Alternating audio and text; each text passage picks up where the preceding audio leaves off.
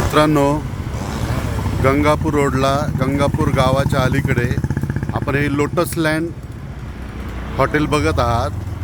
याच्या बाहेर मोठ्या प्रमाणात झाडं तोडायचं काम चालू आहे. तुम्ही बघू शकता.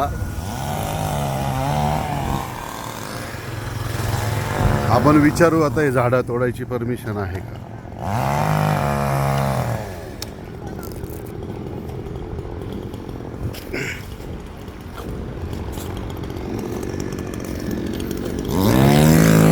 कोण तोडतंय झाड? काही आहे पत्र बित्र आहे? का बरं? तुम्ही कोण आहे? काय नाव? मंगेश देशमुख. पत्र दाखवा ना मग. पत्र दाखवा ना मग.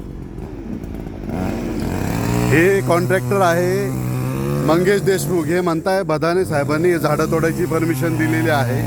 तुम्ही बघा मोठ्या प्रमाणात. हे बघा, हे झाड एवढं जुनं झाड आहे, एवढं मोठं खोड आहे आणि हे झाडं तोडायची परमिशन यांना बदाने साहेबांनी दिलेली आहे असं म्हणताय.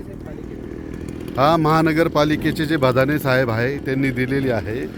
तुम्ही बघू शकता. हे झाडाचा व्यास हा कमीत कमी 4 फूट बाय 4 फुटाचं झाड आहे. तुम्ही बघू शकता. आणि अशी झाडं तोडायला जर परमिशन देत असेल नगरपालिका तर मग बघावं लागेल.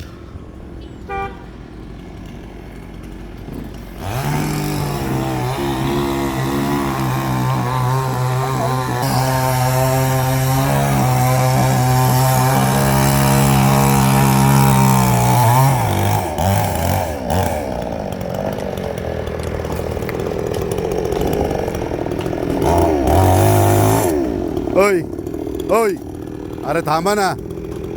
का बरं तोड राहिले तुम्ही झाडं? ते बंद कर ते. परमिशन आहे का? मग थांबा ना जरा. मी बोलू राहिलो तरी तुम्ही तुमचं तोडायचं काम चालू आहे. काय आवाज येत नाही?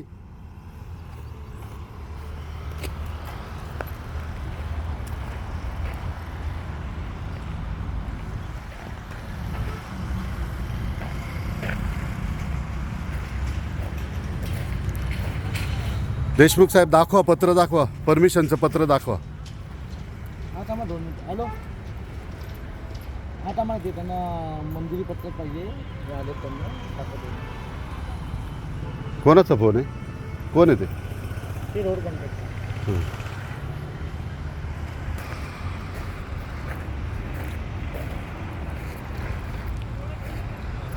मित्रांनो, एवढं मोठं लिंबाचं झाड आहे. तुम्ही बघू शकता.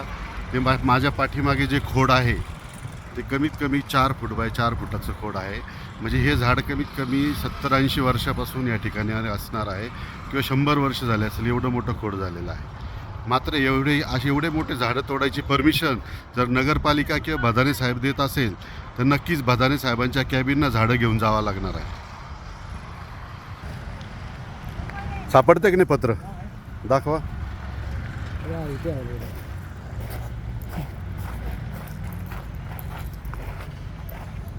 बार्धन फाटा,